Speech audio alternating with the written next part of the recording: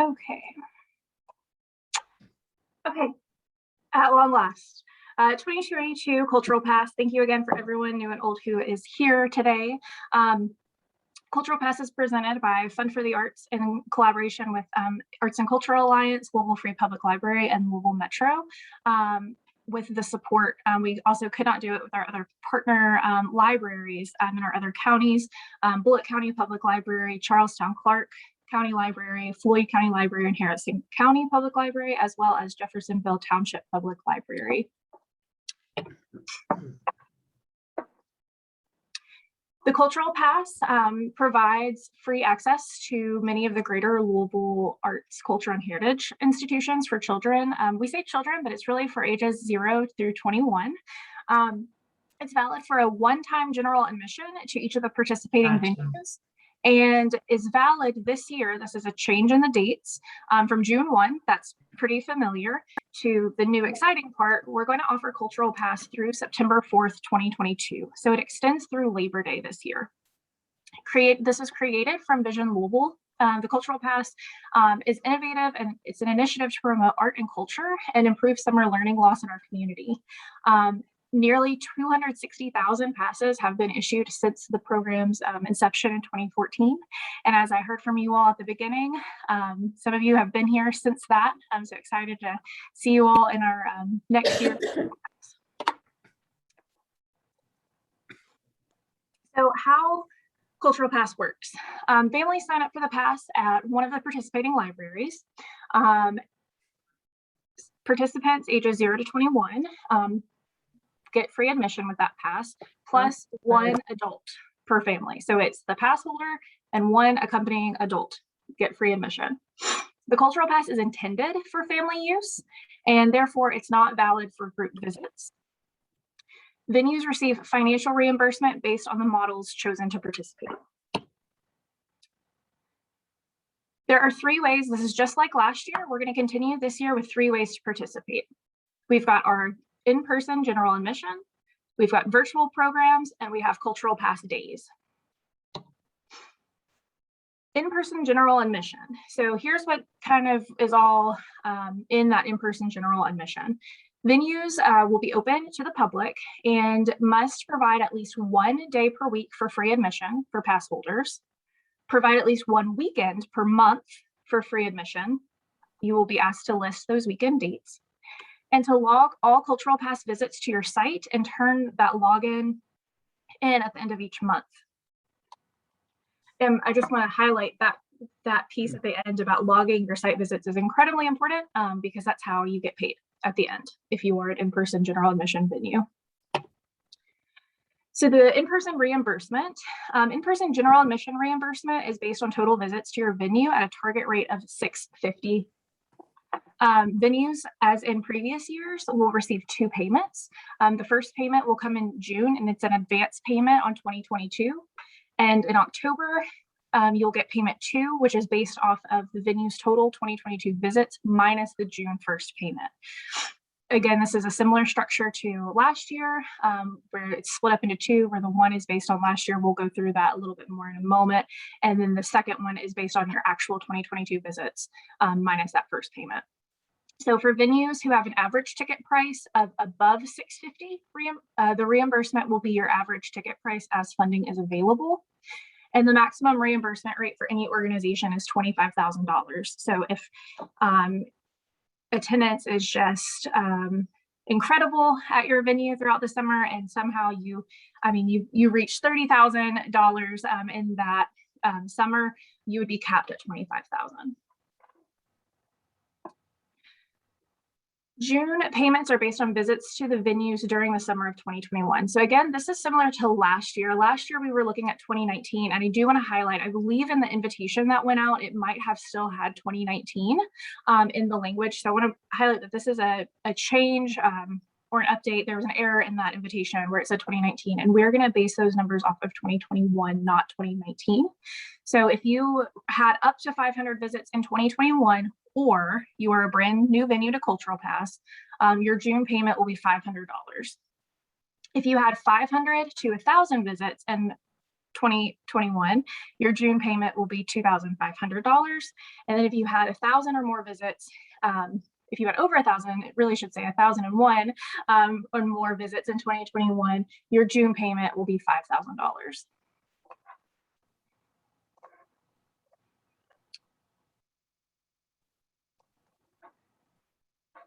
For virtual programs, your venue can offer virtual again this year. I believe that started in 2020, but we do ask that virtual experience be a unique, original link that has not been shared or used before for the Cultural Pass this year. And then at the end of Cultural Pass, that link can be repurposed and used, of course, throughout the rest of your venue's programming that year or future programming. Payment for virtual programs. So if your venue participates virtually, you'll get a June payment of $250. If your venue only participates virtually, you're not going to participate in person, you're not going to participate in Cultural Pass days, you'll get a second payment in October of $250. So if you're going to choose to perform or to participate virtually only, you would get a total $500 for the summer.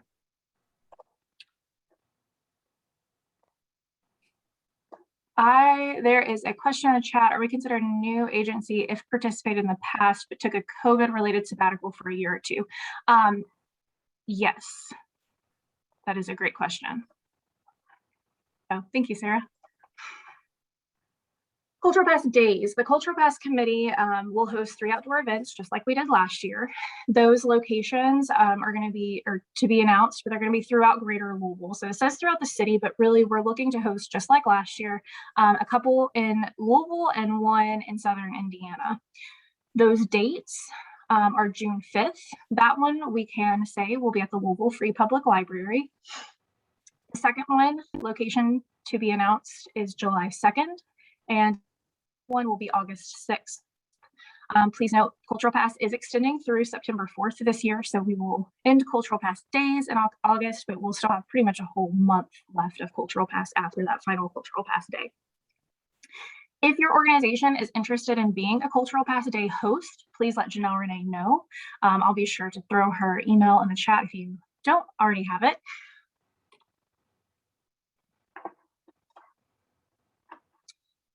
Cultural Pass days, this is there's been some slight changes to this from last year. Venues can participate in more than one Cultural Pass Day event, just like last year. You can have a booth at multiple Cultural Pass days.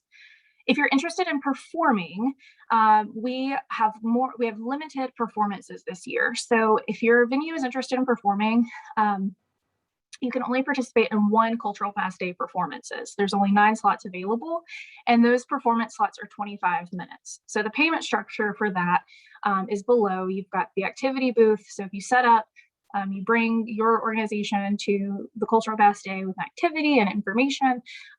We provide the table and chairs. It's $450 for that Cultural Pass Day, and we did shorten it slightly this year to 3 hours as opposed to 4. Then the Cultural Pass Day performances are $350 stipends for a 25-minute slot.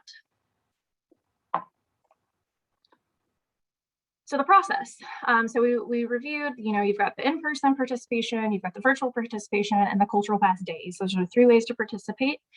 How do you do that?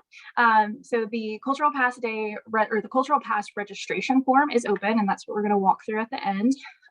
That is open, and they are due by February 7th at 5 p.m. That registration link was emailed out, but it's also on the Fund for the Arts website. I'll review those locations in a moment. Venues will receive confirmation to participate with the offering description link by February 11th. And then Cultural Pass venues will submit offering descriptions and hours in the grant portal by March 4th at 5 p.m. So this is a little bit different from how we've done it in the past. I think in the past we've asked venues to do it all at once, but we heard and we understand it's really hard to plan your program or what you're going to be wanting to do in the summer in January. So right now we're asking you for just the bare minimum information that we need so that way we can come back to you for that final program information later on early spring. Some non-negotiables that can result in the possible forfeit in participation and or a hold on reimbursement. So these are three really, really big ones that you want to make sure you pay attention to. All Cultural Pass venues are ACA members. So if you you can still fill out your registration. There's actually a spot on there that asks if you're an ACA member, and if you're not, you can say no, and Janelle Renee will reach out to you directly. But ACA membership dues must be paid, and the Cultural Pass MOA must be signed and submitted by June 1st. All of the offering descriptions must be submitted by March 4th. And if you do not turn in, if your venue does not turn in your visit numbers by the set deadlines that will be communicated in the MOA, that could also cause delay in payment. So I'm going to pause. That was a whole lot of information, and I've tried to multitask here. Janelle Renee made it just in time for questions. I'm actually going to go off my screen real quick so we can welcome her.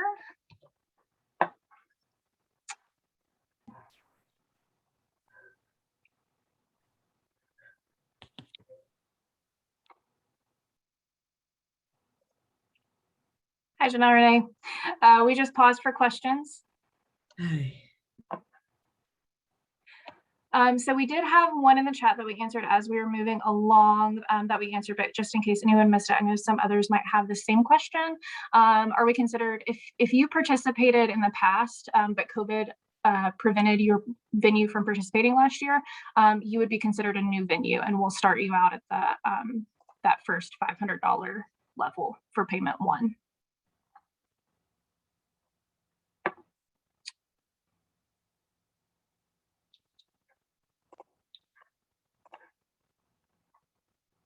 Janelle Renee, I know you're winded, but I'm going to give you a moment if you want to say anything or type anything.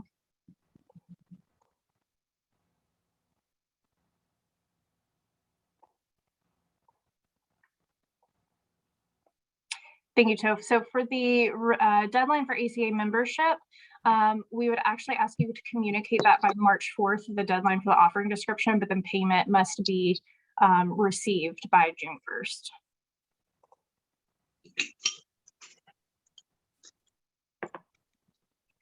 Good questions. Okay, if there's none other about the structure of Cultural Pass, the payments. Yes, Sarah, what's up? Question.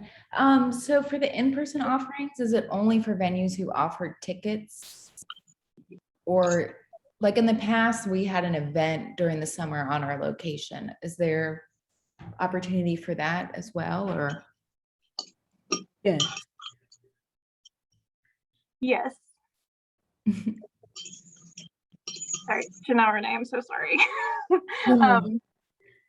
But Sarah, there is, you can certainly, even though your venue does not have, isn't like a museum ticketed admission, if you have some kind of event at your venue, that could count as in person.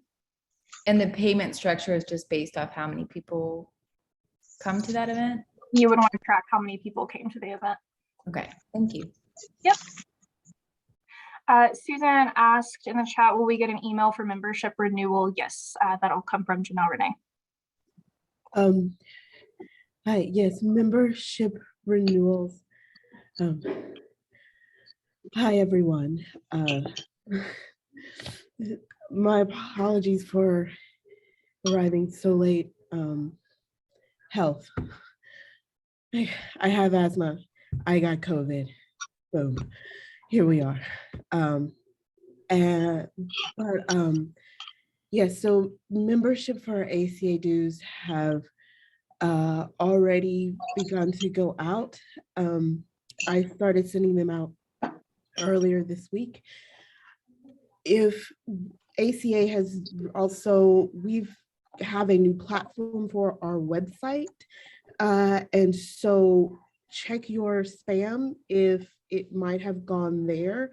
Our new email says Greater Louisville Arts and Culture is the name that will be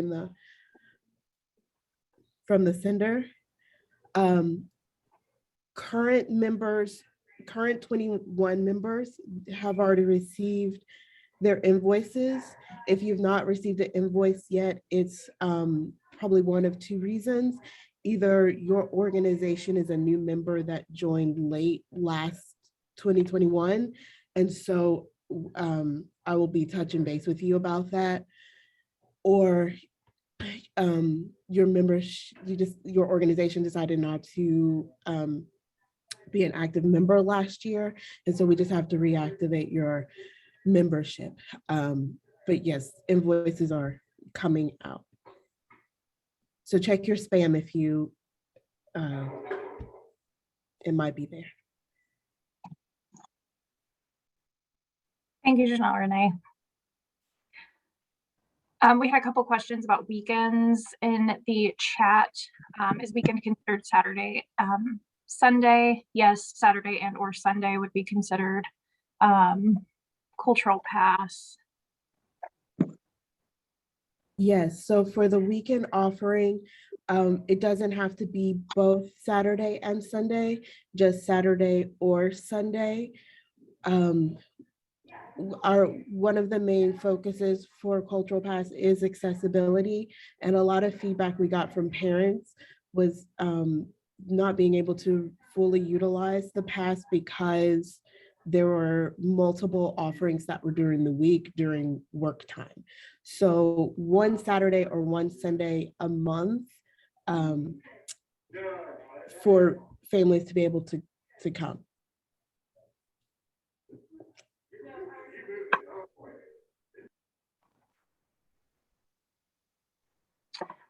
Awesome. Before I continue, I'm going to go ahead and throw, in case somehow you don't already have it, Janelle Renee's email address in the chat, and then mine as well.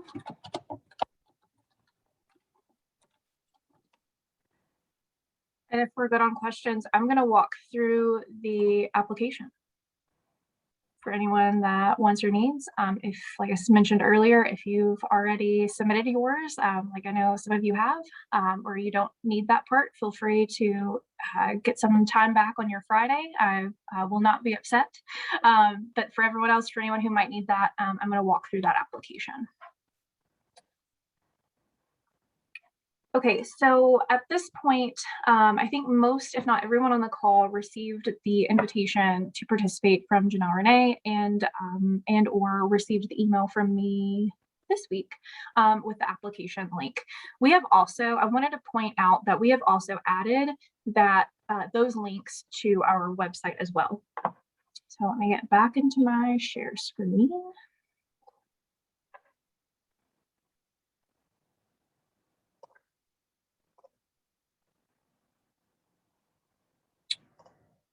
Okay. Do you see my large orange screen? Great. Okay, so as I just mentioned, you either have that in your inbox or it's on the Fund for the Arts website. So I might show you exactly what this is, but verbally, you can go to our website. There's a direct link, invitation to participate in Cultural Pass with hyphens in between. So fundforthearts.org/invitation to participate in Cultural Pass, or just go to our website, click on apply for funding, select it for organizations, and then of course the Cultural Pass button. I'm actually going to show you exactly what that is. So if you're on our website, apply for funding for organizations. Probably should have asked if it followed me to my web browser. I've got a thumbs up, okay. And then the very first one right now, Cultural Pass, you can click apply. So either in that email that you received from Janelle Renee or myself will get you there, or our webpage, either one. All this information, we're covering right now and has been in the invitation to participate. And then I wanted to point out these two different links that are both in the email and on this webpage because it is important to highlight. So there's either start a new application or access a saved application.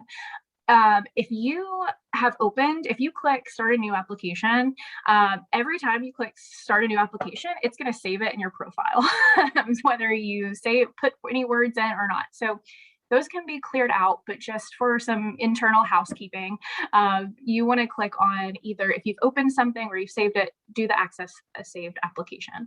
But we're going to assume you've not done that yet. You're going to start a new application. For Cultural Pass in particular, you only need to do one application per venue.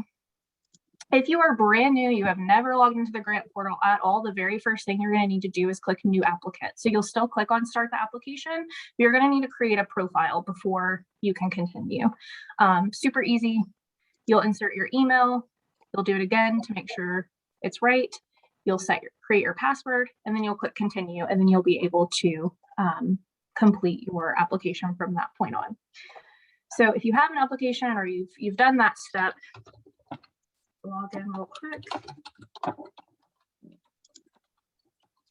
do want to also point out, I know we've had some folks who might be new to the organization. Maybe your organization has participated in Cultural Pass for years, but you personally are new to your organization.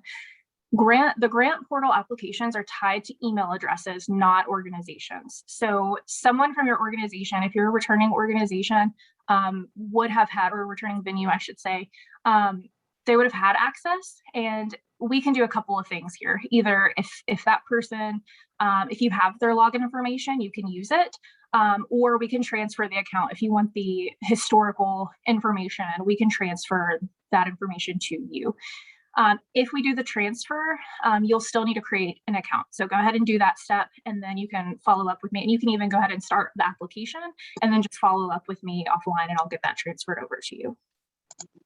So once you're in the application, there's a couple of ways you can navigate through, either the tabs, the gray tabs up top, or the next button at the bottom. The first page is all that same information that we're sharing now, and that's on the web page, and then the invitation to participate. But if you need any reminders, it is right there. Chanel Renee's email is at the top of every page, but again, if you have any tech issues with the portal or anything related to the actual application, you are also, of course, always more than welcome to email me as well. So again, as I mentioned earlier, we are asking for the bare minimum information because we're going to ask you for all of the program descriptions as kind of a part 2 after confirmation. So you'll get, if selected, your venue will receive that confirmation email as well as the link for more information. So the first page, organization information, easy stuff. We've got your organization name. I put test in here at one point. So we have your organization name, address, where you are, city, state, zip code, state, Kentucky and Indiana. All of our venues are Kentucky and Indiana venues, so there shouldn't be any issue there. County, you'll select which county you're in from the drop down. And if you are located in Louisville, which Louisville Metro Council district you're in, if you don't know, we provide the link you can figure out. And if you are not in Louisville, you'll just select not applicable.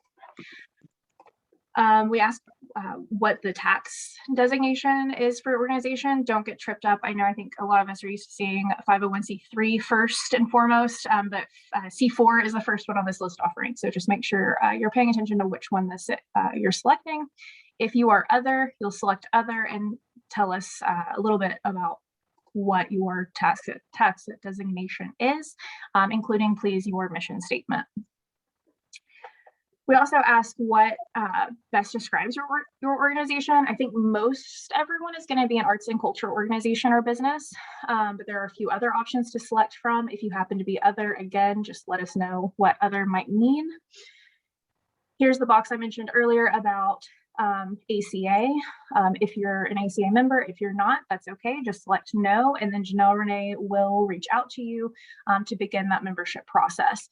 Here, it was asked earlier about when you must be an ACA member. You must be a member by March 4th, but your dues must be paid by June 1. So you can become a member of ACA at any point during the year. Outside of Cultural Pass, you can join at any time. Website and social media information. I just want to point out that we do not expect you to have if there's one of these you don't have to go create one just for us, but give us what you got just so we can see who you are and also share it from this point forward as well. So website, Facebook, Instagram, Twitter, YouTube, any of that you want to share with us from your organization is great. And then we just ask for basic executive director information, first, last name, title. We understand. So we're asking for that executive director role in your organization. But for example, Fund for the Arts, our executive director, Andre Timos Guest, is actually president and CEO. So if your executive director is called something else, just let us know there. And then we just ask for their email address. So all that's pretty basic background information. And then here's where we really get into the stuff that we're going to use for Cultural Pass. So this year, because COVID is running rampant again, if it ever stops, and people have babies, all sorts of reasons, transition, we want to make sure that with this very kind of fast and furious Cultural Pass schedule, both during the summer and leading up to the summer, that we're able to get in touch with somebody. So we're asking this year for 2 contact folks at your organization. And those 2 we're calling them primary and secondary, but both of those people will be on all of the communications related to Cultural Pass. So we're asking for first, last name, title as in who they are within your organization. Are they the outreach coordinator, the education director, etc.? Email address, and a good phone number that we can reach them at. We ask that for both the primary and secondary contact. And then if there's anyone else, if you've got just a really collaborative team, maybe there's a third person that needs to be included, maybe your executive director. We're not going to include executive directors on those communications unless you would like us to, and that would be a good spot to do that. So if you want your executive director as one of those contacts and you don't list them as primary or secondary, you can put them in this last field here. Is there anyone within your organization that should be included? The last page, super easy. We just ask how your organization wants to participate in Cultural Pass. And you'll notice you can select all that apply. So if you're interested in doing both Cultural Pass, if you're interested in doing Cultural Pass days as both a table or an activity booth and a performance, go ahead and select both. If you're just interested in one over the other, just select one. In-person, general admission, and then the virtual program. So again, you can select all of them or only the ones that you're interested in. And the last question is about participant incentives. Would your organization be willing to contribute a season pass, tickets, or other prizes, not price, to be used for the drawing for children who come to visit the most venues? So what that means is kind of like summer reading has prizes, Cultural Pass also has prizes. So individuals, pass holders who visit the most prizes or that visit 5 or more venues during the summer are entered for a prize, and those are drawn at random at the end of the summer. So those prizes would be used for that. It is not, do not feel like you have to contribute a prize to Cultural Pass. We're very appreciative. We've had a variety of things from, as that says, tickets or season passes to Girl Scouts last year had this awesome basket full of goodies, Girl Scout cookies and other things. But then I know a couple organizations even did kind of some hands-on prizes, like an activity. So there was like the final product with also the materials to make that product and instructions, which was a pretty creative approach to the prize. There's a variety of things you could do, but also we understand how devastating the last couple of years have been. And we don't want anything to be a financial burden on your organization. So that is not, you do not have to fear saying no. That doesn't, it's not going to hurt your participation for Cultural Pass at all.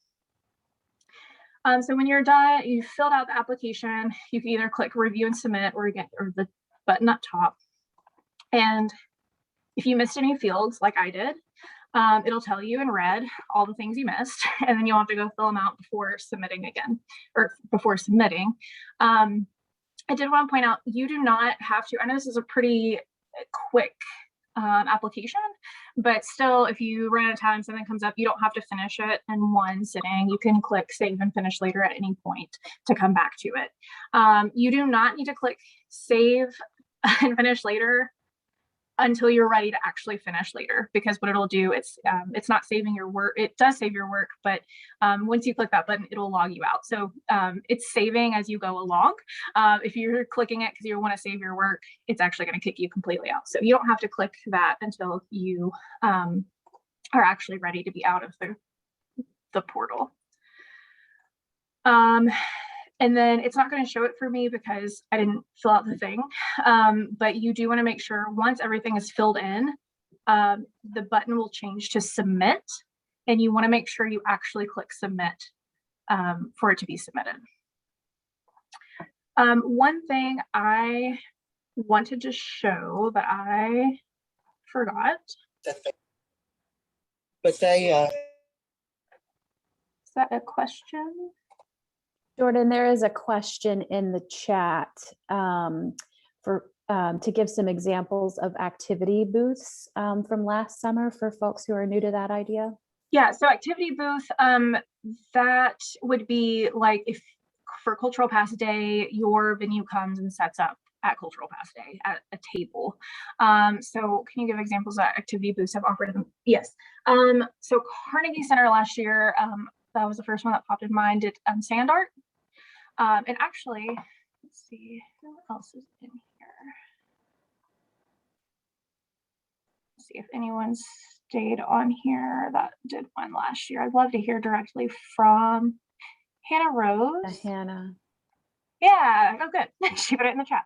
Hannah Rose, we did a flower collage project with a related writing prompt, Skylar puppet making workshops. Thank you, folks. I knew it'd be better to get your all's responses than mine. Yep, Redline did a produce stand. Sarah, LAM did both an activity booth and a performance last year, which was a really neat way to do both because they were able to do, as Sarah put in the chat, many instrument lessons and demos. Then the students actually went on stage and performed too. If anyone else stuck on that did an activity booth last year wants to put them in the chat, please feel free to do so. Thank you to everyone who shared. Those are really great. Amy, did that help? Yeah, cool. Let's see if I missed anything else. Awesome. I did want to point out one thing with the attachment. The dress up booth could have been stage one, also could have been FaithWorks. FaithWorks had something with costumes. Yeah, where is it held? Live animals, okay. Ooh. Susan, we might need to connect once we have the venues squared away. I think that'll be dependent on where those locations haven't been solidified yet. Yeah. Although I'm excited about that prospect, we should probably confirm with the venues.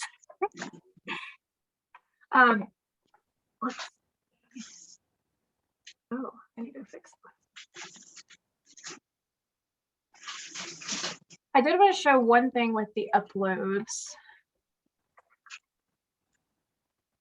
Okay, so for the IRS designation letter, this is actually a two-step process. So you're first going to choose your file. So sorry, I just went way far back really fast. So on the organization information page, if you are uploading your 501c3 IRS designation letter, notice it's optional because if you are not a 501c3, of course, we don't expect you to have one of those.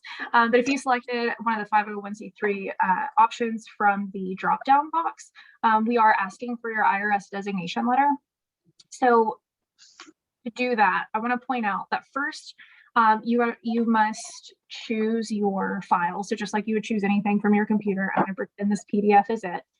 We do PDF. PDF is easier, but I can also accept, if it's easier for you to take like a picture of that letter, we can accept that as well.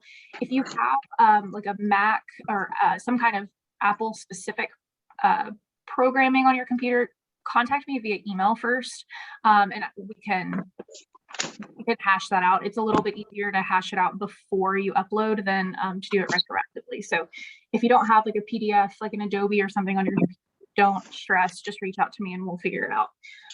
So once you've selected your file, you'll notice it, the title shows next to it. And so a lot of people think, oh, great, it's done. However, it's not. So the first step is if it's successfully in there, you'll know because it says it to the name to the side, but you need to actually click the upload button. So make sure you click the upload button, and here we've got it. It's actually there. It's been uploaded. It's got the date next to it. And then that it's been actually uploaded to the site. So you're good from there. And the reason it won't stop you, if you only did the first method, first upload, it didn't actually click the button upload, is because it's an optional field. If it were a required field, it would tell you that you got to go back and upload. But we, of course, don't want to make it required because not everyone will have that.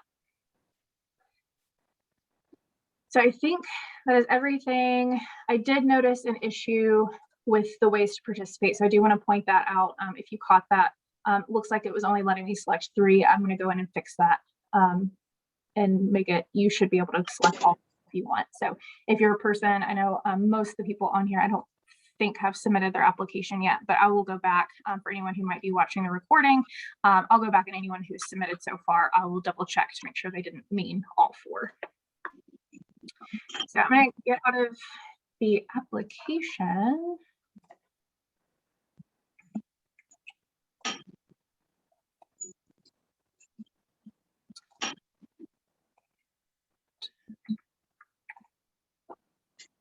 Thank you, Janna Renee. It was Faithworks who did the photo booth. That's what it was. Cool. Okay. Jordan, I know you touched on it earlier, but do you want to just reiterate that the program content is a second submission after the registration is completed? Yeah. So again, in the past, we just had the one form. So we asked for all of that kind of background information, as well as actually what is your in-person program description, what kind of virtual content, and I think we even asked for the virtual content link.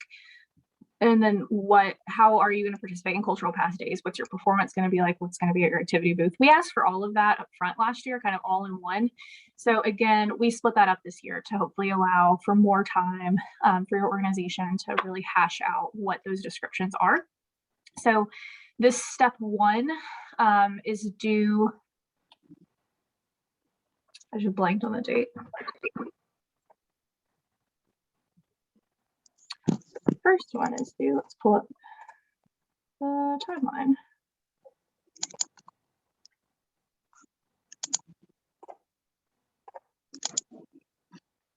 Once I find the timeline, I'll pull it up. Here we go. February 7th.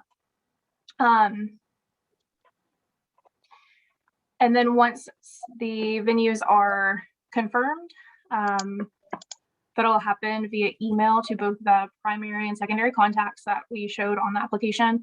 That'll happen by February 11th. And in that email communication, you will receive the link to fill out the offering description. So it'll be another grant portal form where you can actually give us your descriptions, as well as we'll ask for your logo and all of the materials that we need to actually create the pass. So that's why it's really important that those descriptions are in on time by March 4th, because we've got to be pass ready. We are trying to be ahead of the game this year, and we got to get those to the printer. So that is why it's all going to be in by that deadline.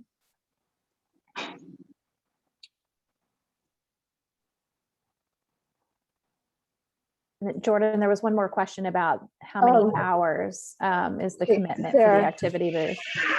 Hey, Sarah, can I talk to you really quickly before you answer that?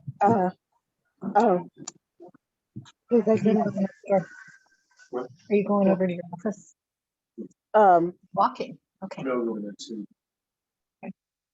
I'm sorry. It just put my mind. I was going to address something that Jordan just said.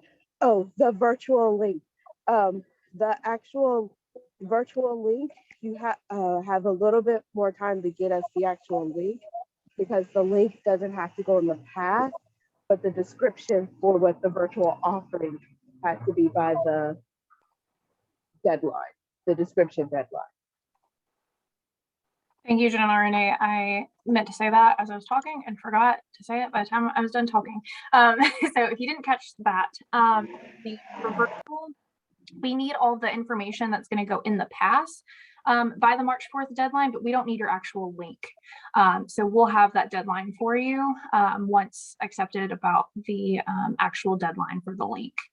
Unless Janelle Renee, we've got that to share.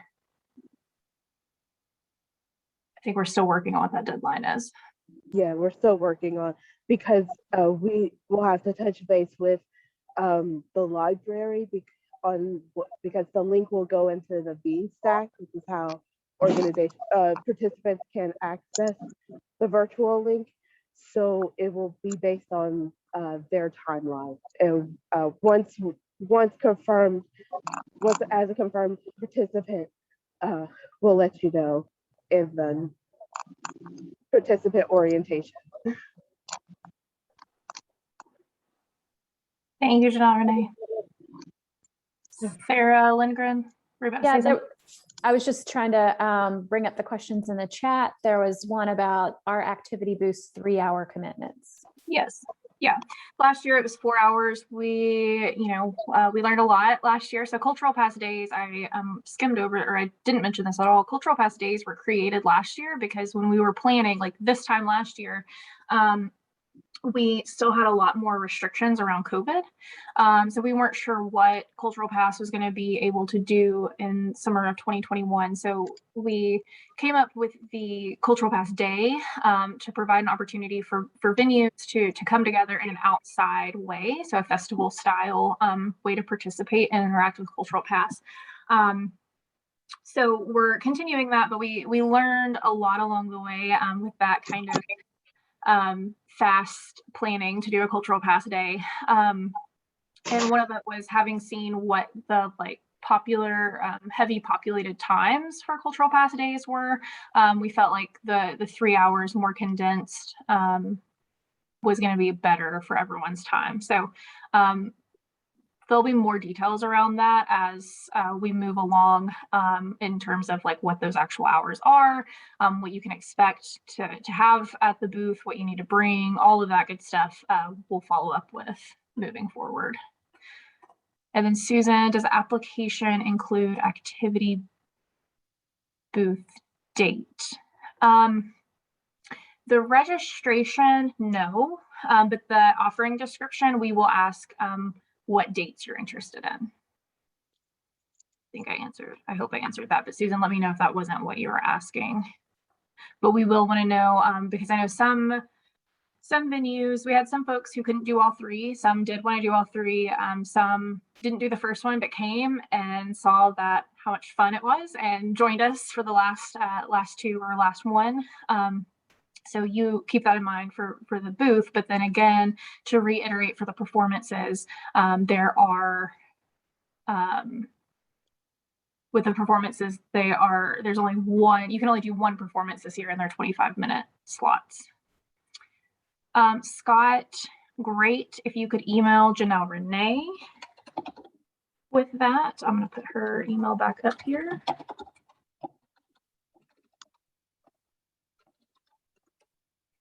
And then Susan, was there a slide with dates? Are you looking for cultural pass days? If so, there they are. We've got June 5th, July 2nd, and August 6th. So it's the first Saturday of every month, June, July, and August. Again, the June 5th one will definitely be at the Louisville Free Public Library. Feeling, if it's not already been confirmed that it's the downtown location, we're pretty confident that it's the downtown location. We understand that July 2nd is also 4th of July weekend.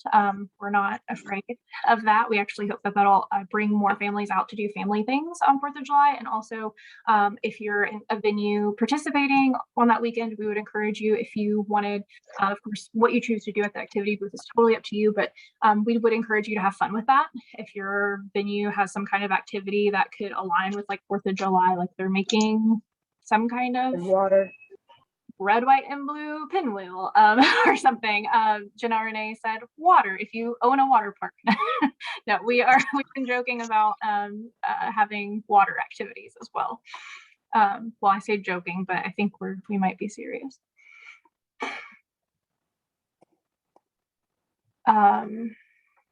To clarify, you can only participate in one activity booth. You do not have to participate in all three. I'm going to say yes, Janelle Renee. I'm not wrong about that, am I? For saying yes. For activity booths, venues can participate in just one cultural pass day, correct? Like last year? No, for activity booths, you can participate in all three if you would like. It's just for performances. It's a one slot. Yeah. But on the flip side of that, if you only want to participate in one, you can participate in one. Yeah, you can participate in however many you want. Yeah. And then did you, yeah, I'm sure you did, but just to reiterate,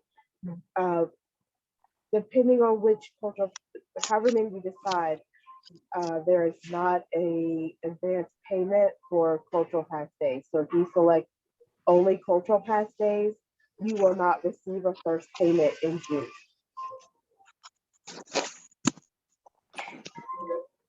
Thank you, Janelle Renee. I actually did not mention that, so I'm glad you brought it up. So we talked about the payment structures earlier with in person and virtual. If you are participating as a cultural pass day only, there will not be an advance payment for that. So advance payments will be for folks who are participating with in person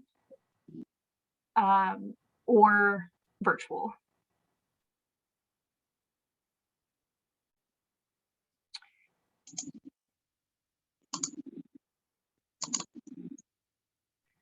Jessica, I might need more clarity on your question. Is there a possibility we can be provided the cultural pass barcode numbers that are distributed to the pass holders for input on the back end in our POS?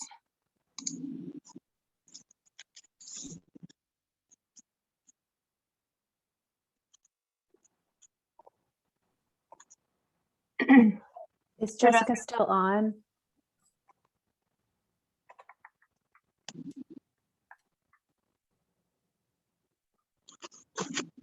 Hey, Jessica, I see you.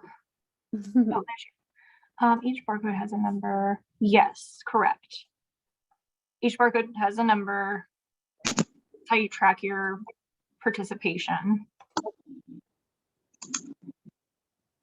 Are you asking? So are you asking because you don't get those barcode numbers until you get the physical passes in your hand, and you're asking if you could get those numbers in advance? Is that the question?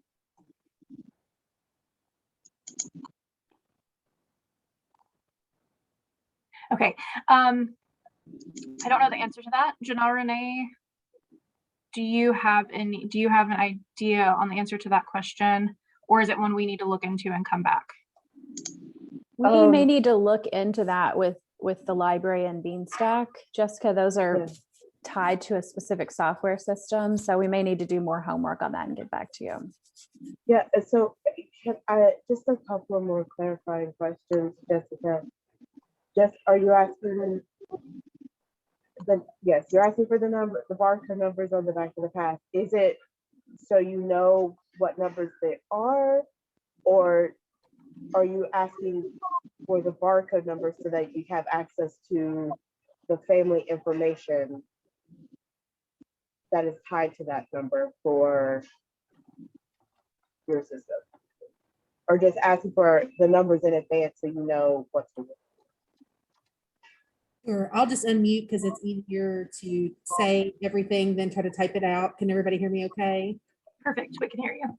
Okay, perfect. So last year we used that barcode number to kind of verify that they actually legitimately had a cultural pass before we issued the tickets. But we found at the end of the season, when we were doing a reconciliation, that lots of people use those passes more than once, and they're ideally supposed to be redeemed one time. for one admission. So I was hoping to Gotcha. create a one-time use code that would correlate to the pass to prevent abuse of the program. Okay, now I understand. Yes, thank you. That is a great point, and that is actually something that we will need to work through so that to help with that. Because I know there are other issues with the pass of people coming to venues without the pass and saying, "Oh, but I have the cultural pass." So yes, well, thank you for pointing that out. We'll definitely talk with the committee to figure something out for that.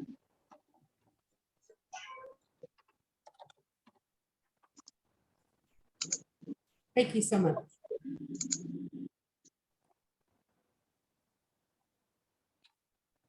All right, we are at 2:57. I'm gonna stop share. I'll be sure to, if you have any other questions as I'm kind of wrapping up here, feel free to throw them in the chat.